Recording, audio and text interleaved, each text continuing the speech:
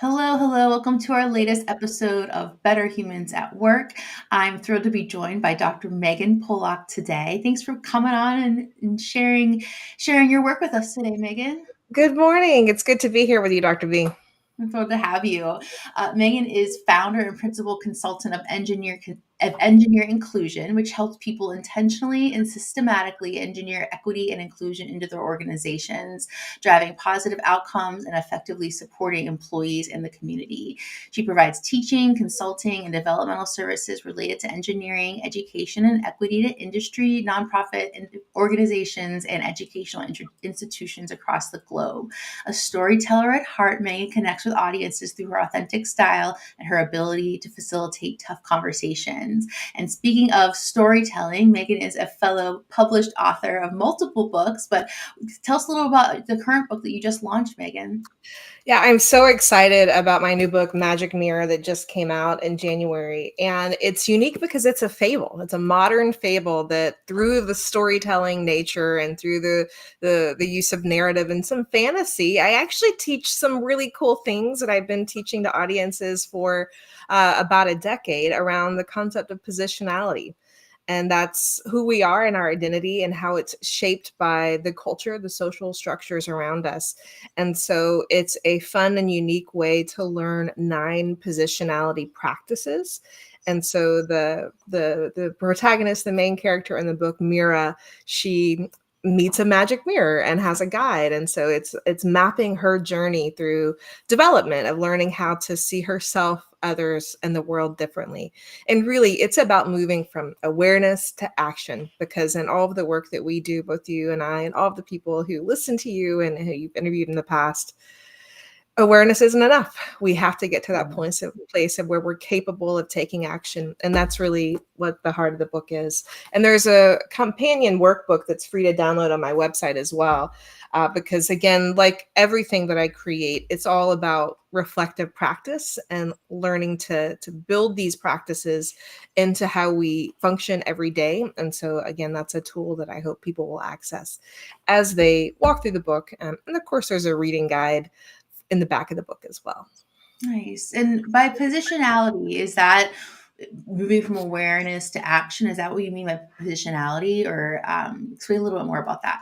Yeah, so positionality is actually a concept that comes out of the qualitative research space. So, as a qualitative researcher, we have to understand our positionality as our experience as a researcher. So, for example, for my dissertation research, I studied girls' experiences in high school engineering. Well, my positionality as a woman who went through high school engineering was going to be a filter through how I understood their experiences and how I translated their experiences into the analysis of my dissertation. And so positionality is all about presenting that to your readers. So it's the practices where you write a positionality statement that essentially is describing your lens, the way in which you inherently are going to interpret the data. And it's based on like core components of who you are, your race, your gender, your class, where you grew up, how you grew up. It's understanding the privileges that you've experienced or the advantages that you've experienced or otherwise.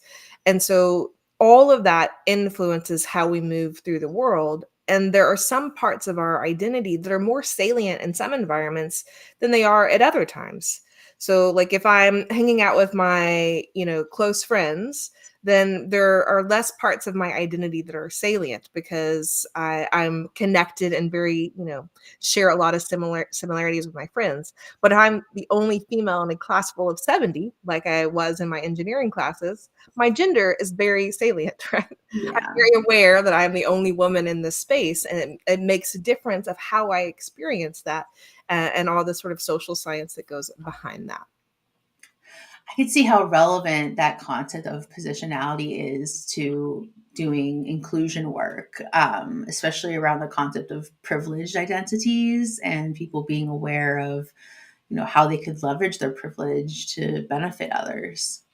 Well, and that's why I started teaching positionality. So the first time I taught it, I was working with the South Carolina Technical College system in a 6-month program to equip their career and technical educators to create more equity and access for special populations, which means in this particular case, more either women or men in non-traditional pathways. So that means women in engineering or men in nursing.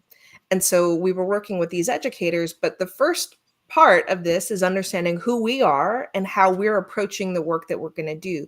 Even though I was leading them through change management and helping them to do some continuous improvement strategies within their classrooms and within their spheres of influence, it starts with who we are and how we're approaching the work and understanding the power that we have in our role as an educator, in our role as a leader.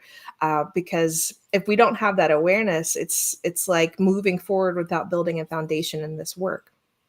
Yeah, absolutely. And then this is your second book or third book? You're It's my first book like this. Like, I've done some low content books. I don't have one sitting next to me. I have one called like Quotes and Questions for Reflection and Dialogue. So I mm, pulled together like my favorite quotes and then built some reflection questions around each of those. I have a children's book that's called Together We Can Make the World Better. But this is my first sort of body of work of this level, mhm. that I've put out into the world. And it was really fun to write, because it's more of a creative journey. And I did that very intentionally, because I think so often, um, to teach some of these concepts are really hard. I mean, the book builds up to teaching people about systems of oppression, but it's a scaffolded learning journey to learn about that. And that was built on my own experience as a white woman approaching this work and doing diversity, equity, and inclusion, and how hard and difficult it was for me to begin to see and identify systems of oppression. And the reason why it was so hard was because of my positionality. Because I am a woman, Mm. because I am a white woman from a certain, area, I didn't see the systems because I had been living in systems that were built for me. So we can't see them as easily. And I remember, and I write about this a little bit in the afterword of the book, but like, my colleagues, as I was doing my dissertation, kept thinking, but you need to think about the systems. And I'm like, systems, I don't understand what you mean. And so this is really, a tool guide, a tool that I wish I had as I started my journey into being a better practitioner in this work. Is it was too hard for me to begin to understand systems of oppression, and that took a PhD and years of research. So I want to make it easier for people to begin to see these things. And Yeah. so that's the goal. It's a very scaffolded process, and I was thoughtful in even like the back content of the book. I don't talk about the fact that I'm going to be teaching people systems of oppression, and Yeah. I intentionally don't use those some of the big scary words that have been redlined, as we've been seeing in the news lately, right? So it's it's a little bit subversive and sneaky in how we can maybe give it to people. But the book is for people there's three different audiences. It's one, people who are curious about this identity thing and want to learn more. The second audience are people who care about identity and care about systems and care about being a better human at work in the world and want to learn more, but maybe they haven't really understood the ways in which we sort of function and move through the world as a result of our lived experiences and identity. And then the third audience are people like us who teach this. I have a colleague who teaches a class at a college, and I gave her a copy of the book when I saw her a few weeks ago, and she's like, "This is going to be my new syllabus for my new class." So it's a really great teaching tool, and I did that on purpose. I used a lot of learning theory and how I scaffolded the protagonist journey. And there's a guide in the book. And because of all the tools that I've built around it, it would be a great class curriculum. It would be a great tool for people to have reading groups around. And again, there's a discussion guide in the back of the book.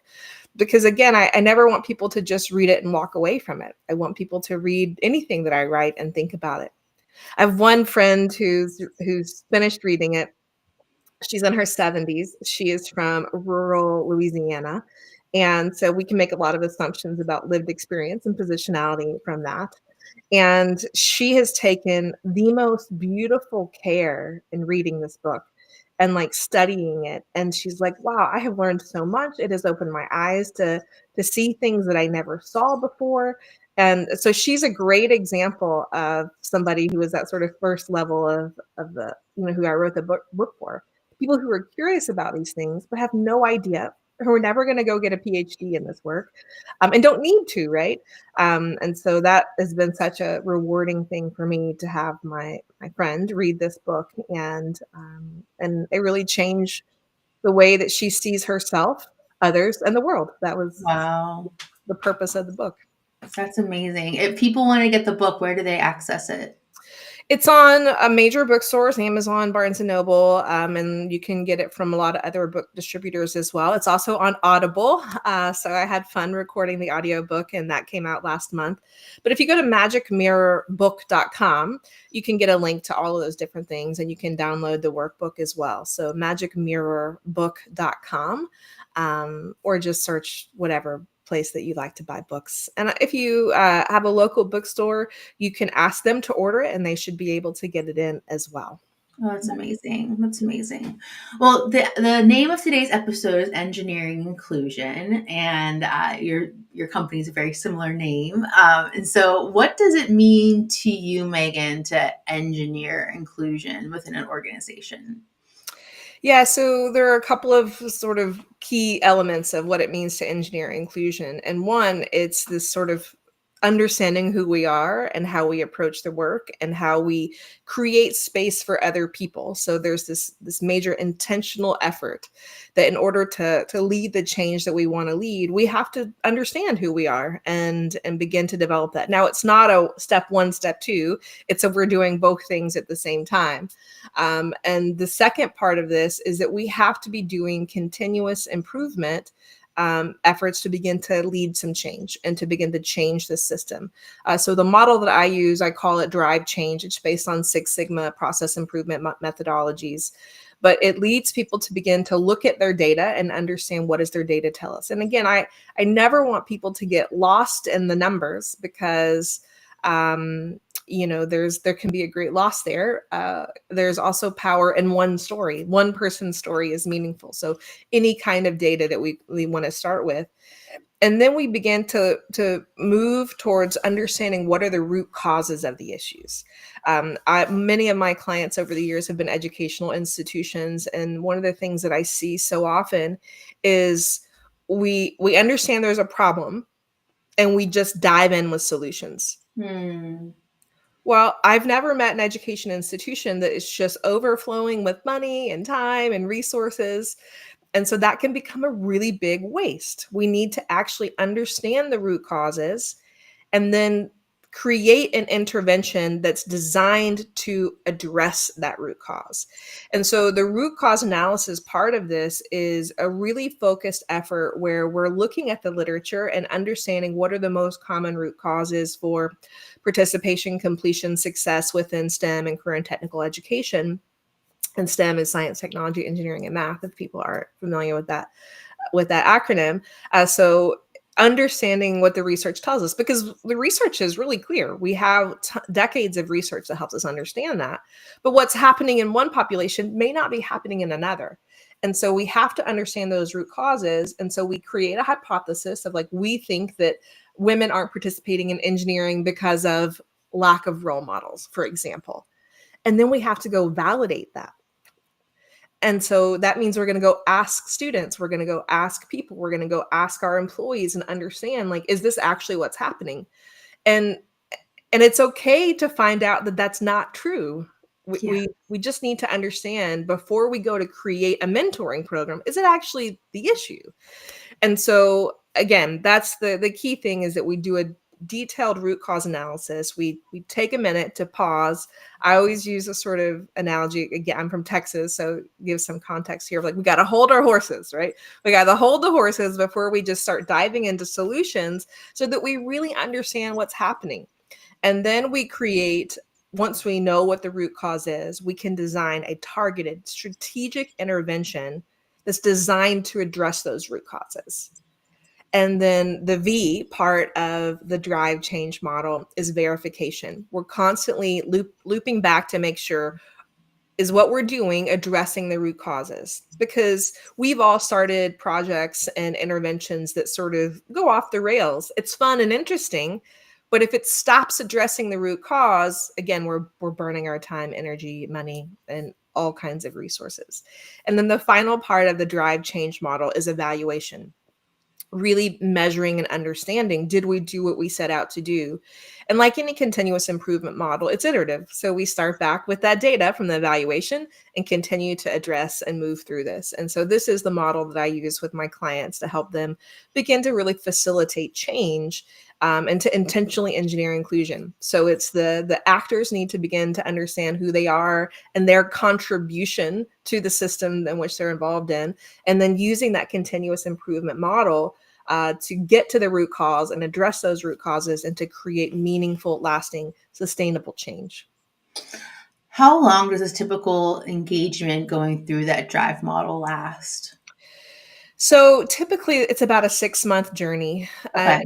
Part of that 6-month journey is a lot of professional development where the people I'm working with are learning also. I'm not just scaffolding them through the drive change. They're also learning, if it's an education client, they're learning about educational equity. They're learning about positionality. They're learning about the best practices for recruitment and retaining students and the whatever pathways that they're doing. So there's a level of professional development that's embedded in that, while they are also being scaffolded through this facilitated continuous improvement process where they take on a project, right? That they're trying to specifically address. And so that usually takes about 6 months to scaffold people through that. I've seen it done in shorter, but it needs to be a little bit of a more motivated group to see the kind of change that they want. So I've done it in 4 months, but again, it needs to be kind of a strongly motivated group of individuals who have the time and capacity to really focus on those change efforts. Yeah. And when it comes to engineering inclusion, your background is in engineering. Yeah. What are some, and you've already alluded to this a little bit, what are some ways that you've integrated your engineering experience into the inclusion space?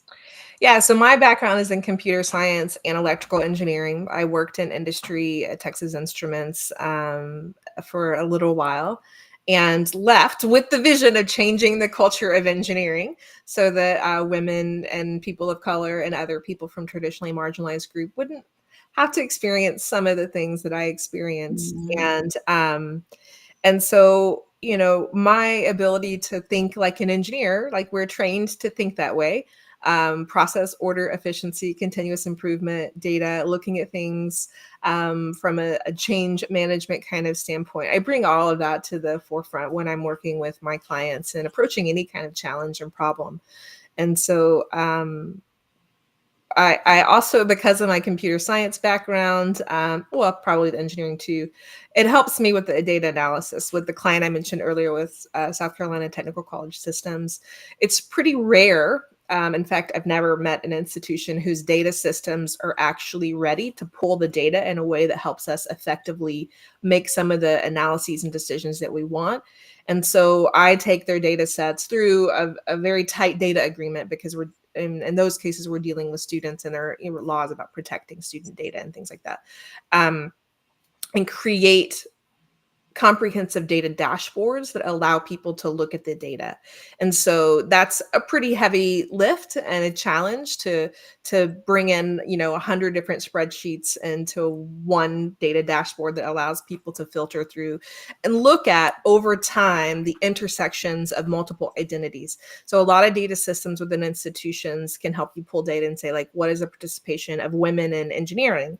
But in order to make really effective decisions around this, we need to look at the intersections of race and gender at a minimum. And if possible, look at the intersections and cross sections of other identities to understand who's being served and who's not being served. Because that's when we really understand where those inequities lie within our systems. So for those watching out there that want to start engineering inclusion and taking this really, scientific approach to the work, what are some like pointers you have for them to get started?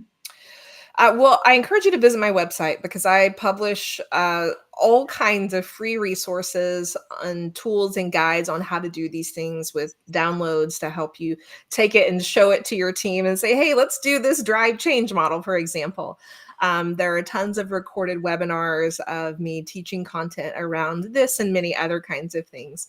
And so that would be my first thing, is like, go to my website. I'd love for you to join my mailing list because I commit to always sending emails that add value to you, and to sharing resources. And so I encourage you to do that. And contact me if there's specific questions of how I can help you and support you.